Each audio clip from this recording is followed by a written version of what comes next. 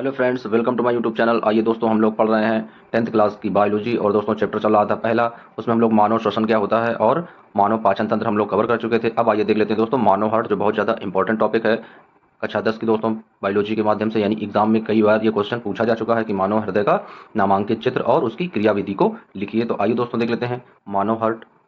तो आइए दोस्तों हेडिंग डाल लेते हैं, मानव में संवहन क्या होता है। तो हेडिंग दोस्तों डालेंगे, मानव में संवहन।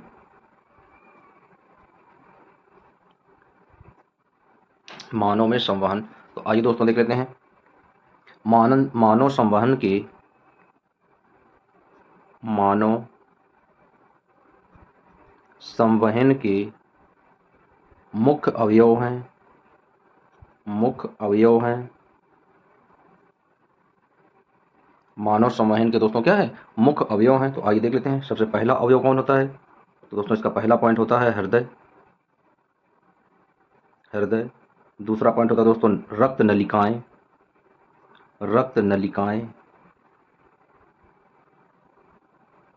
दूसरा पॉइंट होता है रक्त नलिकाएं। और तीसरा पॉइंट होता है दोस्तों वहन माध्यम, यानी रक्त व लसीका।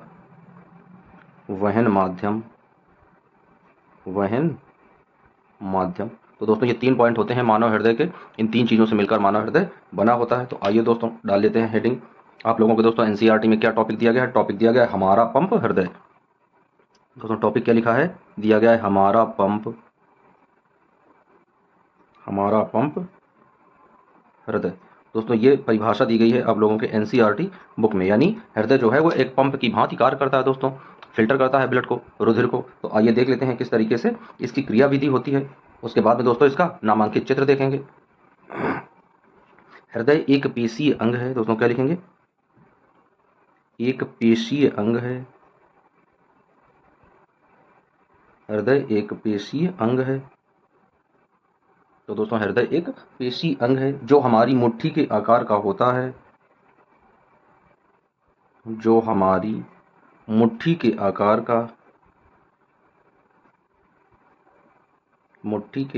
का होता है। जो हमारी मुट्ठी के आकार का होता है। ऑक्सीजन प्रचुर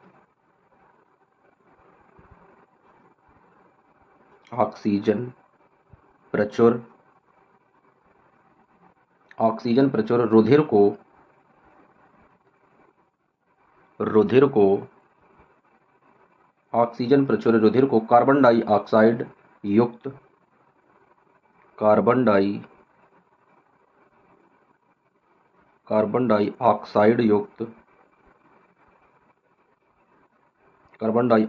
युक्त रुधिर से मिलने को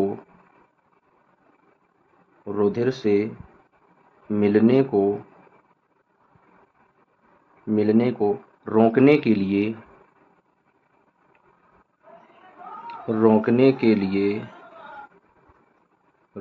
लिए हृदय कई कोष्ठों में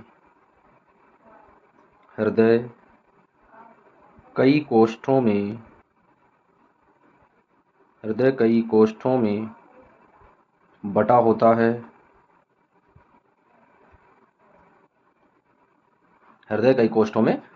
है। दोस्तों कई भागों में उसका बंटवारा होता है। अभी दोस्तों हम लोग उसका चित्र जब समझेंगे तब उसमें देखेंगे। आइए देख लेते हैं और इसकी परिभाषा के बारे में। हृदय का दायां व बायां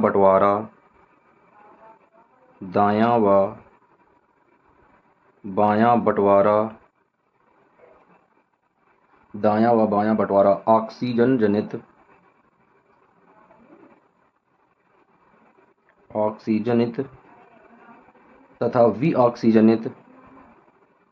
तथा विऑक्सीजनित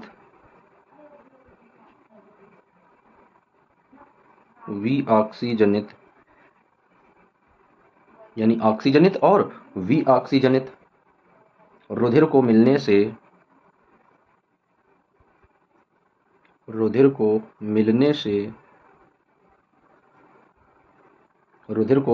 रोकने में लाभदायक होता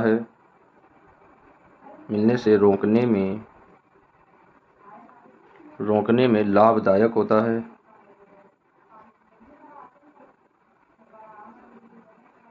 लाभदायक होता है।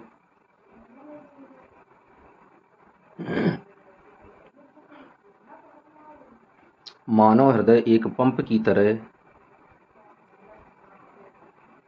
मानव हृदय एक पंप की तरह, मानव हृदय एक पंप की तरह होता है। मानव हृदय एक पंप की तरह होता है जो सारे शरीर में, जो सारे शरीर में, जो सारे शरीर में रुधिर का परिसंचरण करता है, रुधिर का परिसंचरण करता है, परिसंचरण करता है, जो पूरे शरीर में दोस्तों क्या करता है, रुधिर का परिसंचरण करता है। हृदय में उपस्थित, हृदय में उपस्थित, हृदय में उपस्थित वाल्व रुधिर प्रवाह, वाल्व रुधिर प्रवाह, हृदय में जो उपस्थित दोस्तों क्या होते हैं, वाल्व लगे होते हैं, वो क्या करते हैं, रुधिर के प्रवाह में क्या करते हैं दोस्तों, रुधिर के प्रवाह में उल्टी दिशा में, उल्टी दिशा में,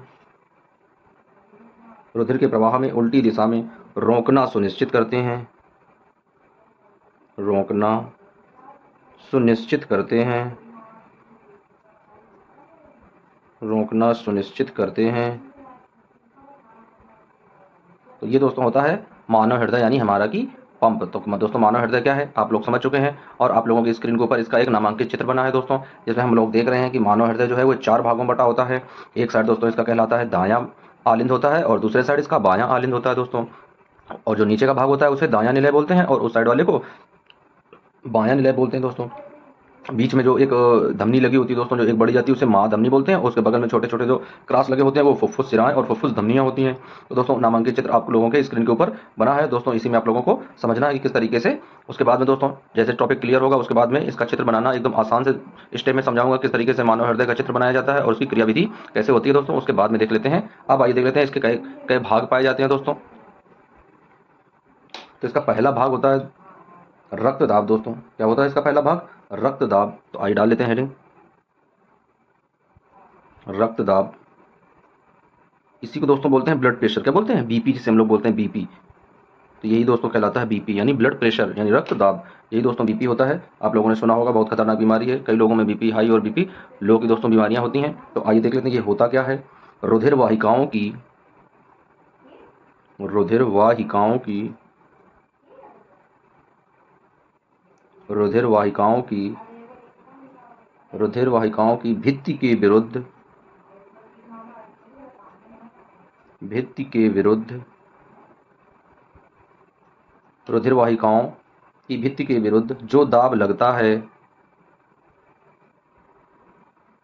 जो दाब लगता है, जो दाब लगता है उसे रक्तदाब, उसे रक्तदाब या ब्लड प्रेशर कहते हैं, उसे रक्तदाब या ब्लड प्रेशर कहते हैं।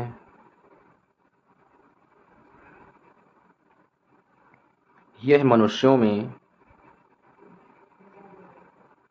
यह मनुष्यों में अधिक व कम होने से, अधिक व कम होने से एक बीमारी का रूप ले लेता है,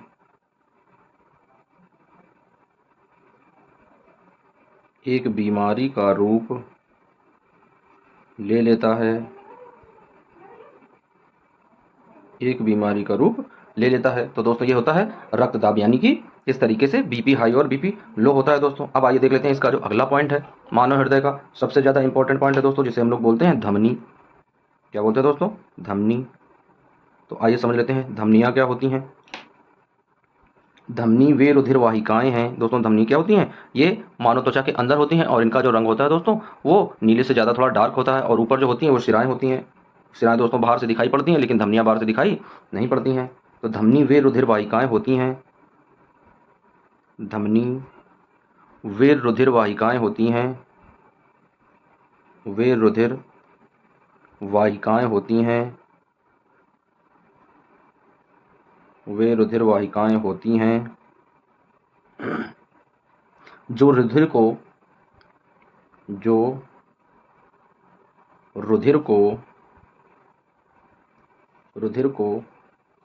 हृदय से शरीर के विभिन्न हिस्सों में विभिन्न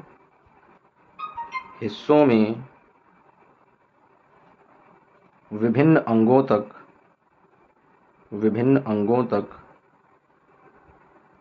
तक ले जाती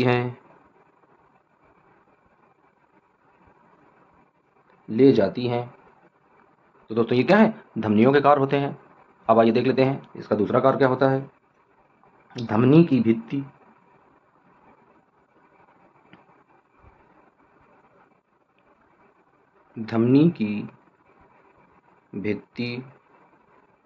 दोस्तों क्या होता है, धमनियों में भित्ति होती है। भित्ति मोटी तथा लचीली होती है, मोटी तथा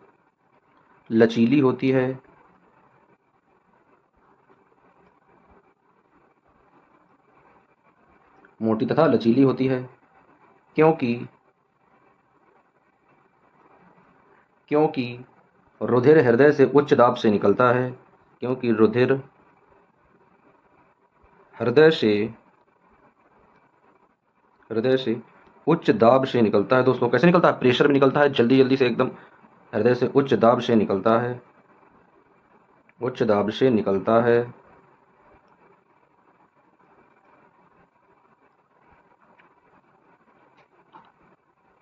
इनमें वाल्व नहीं होते हैं। इसका पॉइंट क्या है दोस्तों, धमनी में वाल्व नहीं होते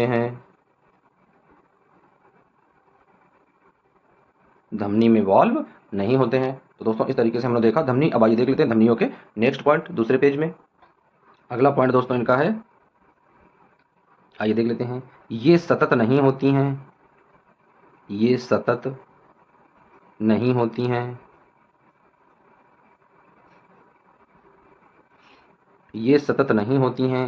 ये ऊतकों के नीचे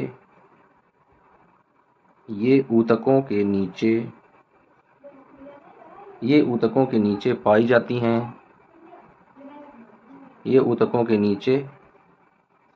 हैं, दोस्तों क्या होती है, ये सतत नहीं होती, ये ऊतकों के नीचे पाई जाती हैं। अब इनका लास्ट पॉइंट देख लेते हैं दोस्तों। इनमें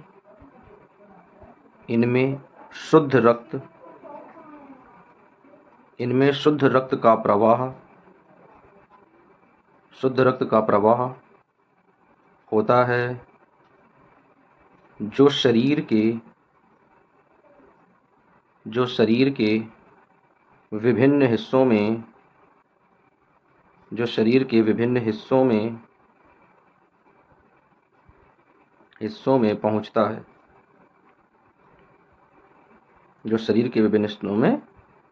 पहुंचता है, तो दोस्तों ये होती हैं धमनियां, और इस तरीके से धमनियों की क्रियाविधि हम लोग समझते हैं। तो अब आइए देख लेते हैं दोस्तों कि शिराएं क्या होती हैं, इनका कार्य क्या होता है। तो दोस्तों हेडिंग डालेंगे शिरा।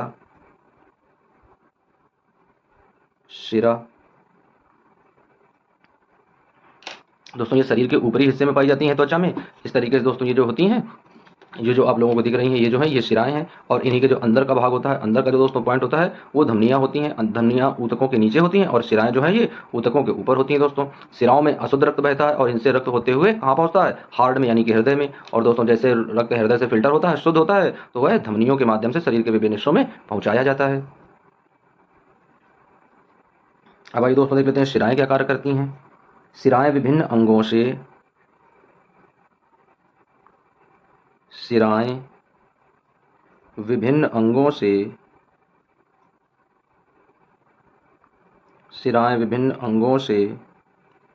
अनाक्सीकृत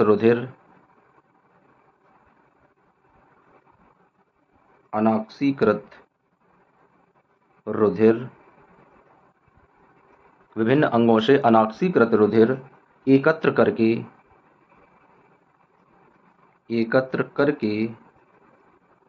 एकत्र करके वापस हृदय में लाती हैं, वापस हृदय में लाती हैं।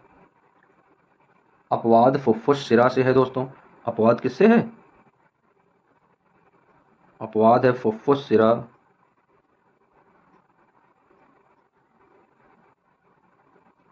अपवादित दोस्तों कौन है? फुफ्फुस शिरा है, क्योंकि इसमें अनाक्सीकृत नहीं, इसमें ऑक्सीकृत रुधिर बहता है दोस्तों फुफ्फुस शिरा में।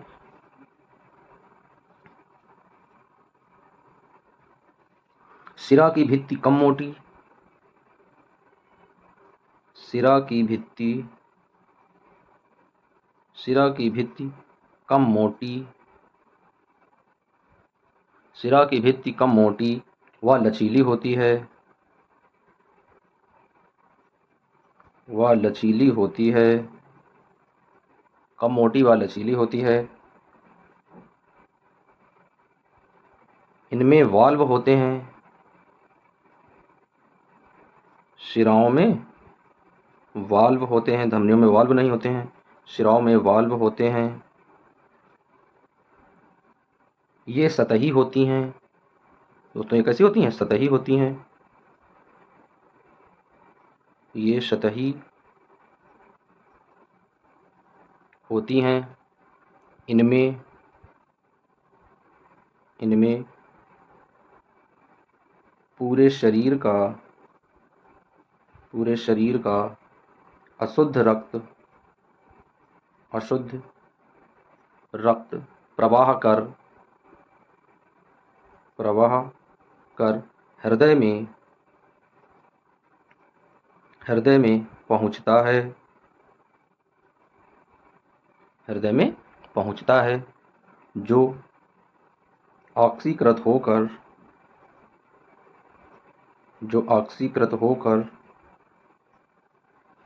शुद्ध हो जाता है,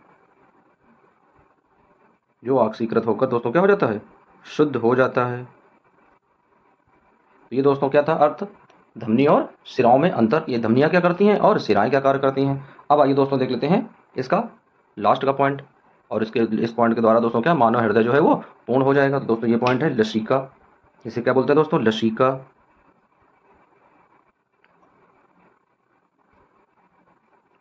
तो आइए लसिका देख लेते हैं दोस्तों, ये क्या होता है। यह एक तरल ऊतक है, यह एक तरल ऊतक है, यह एक तरल ऊतक है जो रुधिर प्लाज्मा की तरह है, जो रुधिर प्लाज्मा की तरह है, जो रुधिर प्लाज्मा की तरह है, लेकिन इसमें अल्प मात्रा में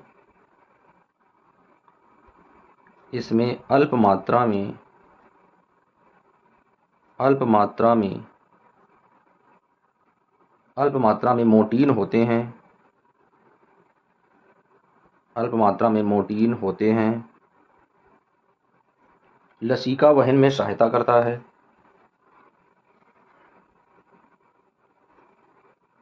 लसिका वहन में सहायता करता है, लसिका वहन में दोस्तों क्या करता है? सहायता करता है। तो इस तरीके से दोस्तों हम लोगों ने आज पढ़ लिया क्या? मानव हृदय किस तरीके से कार्य करता है और उसके किस तरीके से क्रिया विधियां होती हैं दोस्तों मानव हृदय में। तो इस तरीके से हम लोग मानव हृदय को क्लियर कर लेते हैं। अब आइए देख लेते हैं इसका अगला टॉपिक दोस्तों क्या है।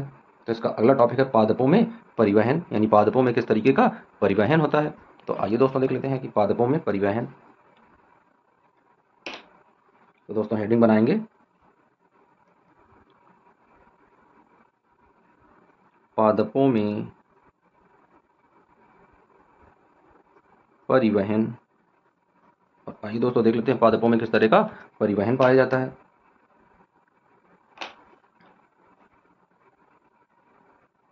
तो लिखेंगे दोस्तों, पादप तंत्र एक अवयव है, पादप तंत्र एक अवयव है, पादप तंत्र एक अवयव है जो मृदा से प्राप्त जो मृदा से प्राप्त जल और खनिज लवणों का वहन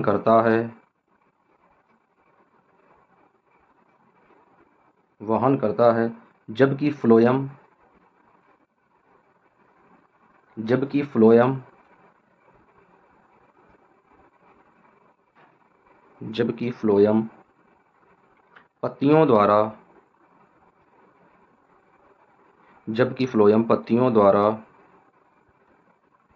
प्रकाश संश्लेषित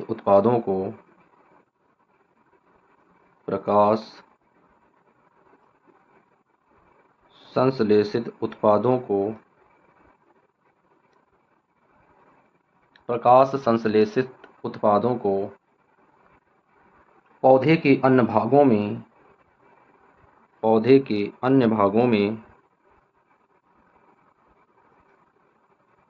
अन्य भागों में पहुंचाने का कार्य करता है।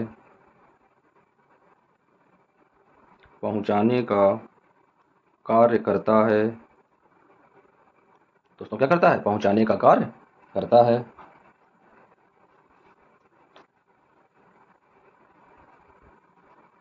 अगला पॉइंट दोस्तों देख लेते हैं। जल व मृदा के मध्य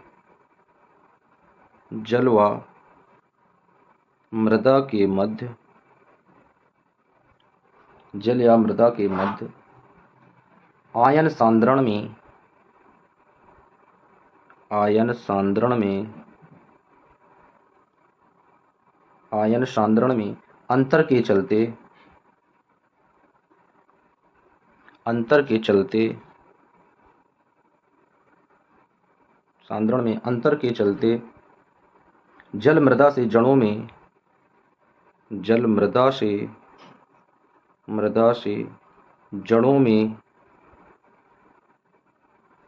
में प्रवेश कर जाता है। मृदा से जड़ों में दोस्तों क्या करता है? जल जो है वो मृदा से आकर जड़ों में प्रवेश कर जाता है। इसी के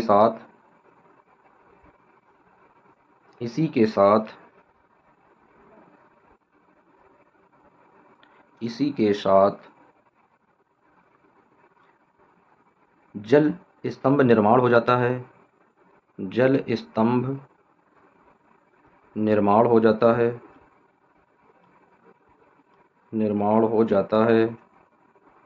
ये जाइलम के द्वारा पूरे पेड़ में पहुंचता है। ये जाइलम के द्वारा पूरे पेड़ में पहुंचता है। यही जल पादप के वायवीय भागों द्वारा वाष्प के रूप में वातावरण में विलीन हो जाता है। दोस्तों पत्तियों से ये वातावरण में विलीन हो जाता है और इसी प्रक्रम को क्या बोलते हैं? वाष्पोत्सर्जन कहलाता है। यही प्रक्रम दोस्तों क्या कहलाता है? वाष्पोत्सर्जन कहलाता है। जो कि जल को लगातार पूरे पेड़ में पहुंच जाता है। जो कि जल को लगातार ऊपर की ओर धकेलता है। ऊपर की ओर धकेलता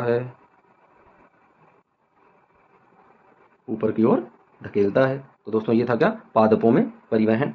अब आइए देख लेते हैं इसका अगला पॉइंट। अब आइए दोस्तों देख लेते हैं अगला टॉपिक क्या दिया गया है दोस्तों। पौधों में भोजन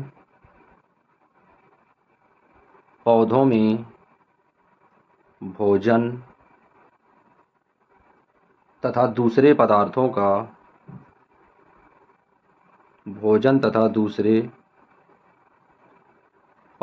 का स्थानांतरण।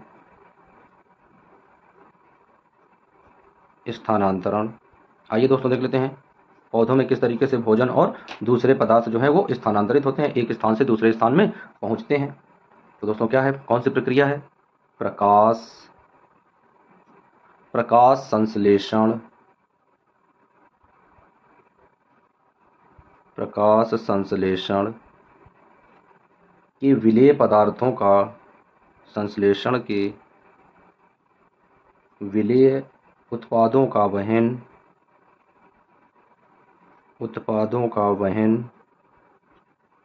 स्थानांतरण कहलाता है। स्थानांतरण कहलाता है, जो कि फ्लोएम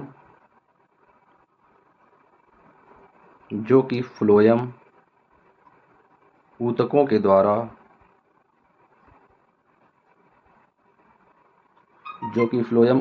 द्वारा होता है। दोस्तों जल किससे जाता है पौधों में? तो जल जाता है दोस्तों जाइलम के द्वारा, और भोजन किससे जाता है? फ्लोएम के द्वारा। ये बात दोस्तों याद रखना है कि ये कि यदि पौधा है तो उसके जड़ों से जल जो है वह पूरे पौधे में किसके द्वारा पहुंचता है, किसके द्वारा जल का संचरण होता है? तो जल का संचरण दोस्तों होता है जाइलम के द्वारा। और पौधे में भोजन तथा दूसरे पदार्थों का स्थानांतरण किसके द्वारा होता है? तो दोस्तों भोजन के लिए होता है फ्लोएम, यानी फूड से फ्लोएम, और दोस्तों जल से जाइलम। तो बस ये बात याद रखनी है कि जाइलम के द्वारा जल का संचरण होता है और फ्लोएम के द्वारा भोजन का स्थानांतरण होता है, ऊतकों के द्वारा होता है। स्थानांतरण पत्तियों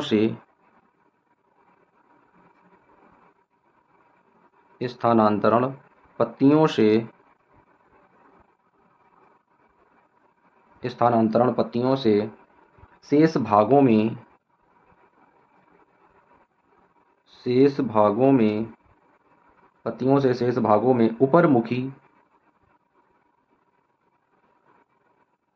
उपरमुखी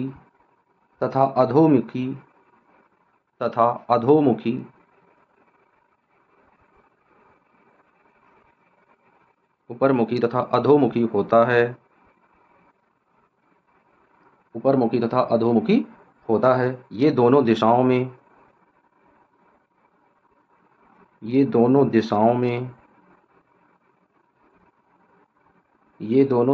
होता है। दोस्तों ये क्या होता है? ये दोनों दिशाओं में होता है, अपरमुखी भी होता है और उभयमुखी भी होता है। फ्लोएम द्वारा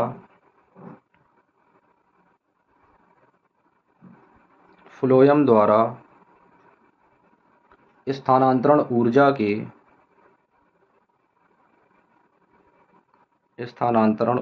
के प्रयोग से पूरा होता है। ऊर्जा के प्रयोग से पूरा होता है। सुक्रोज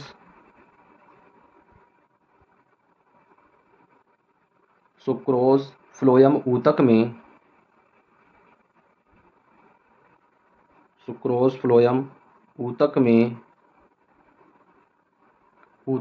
एटीपी ऊर्जा से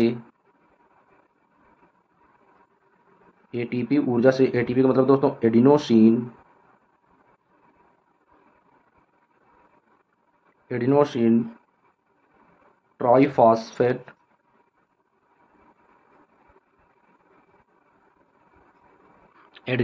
ट्राइफॉस्फेट ऊतकों में एटीपी ऊर्जा से परासरण बल द्वारा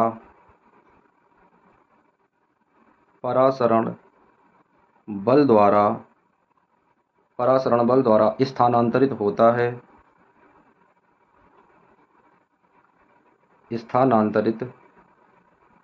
होता है।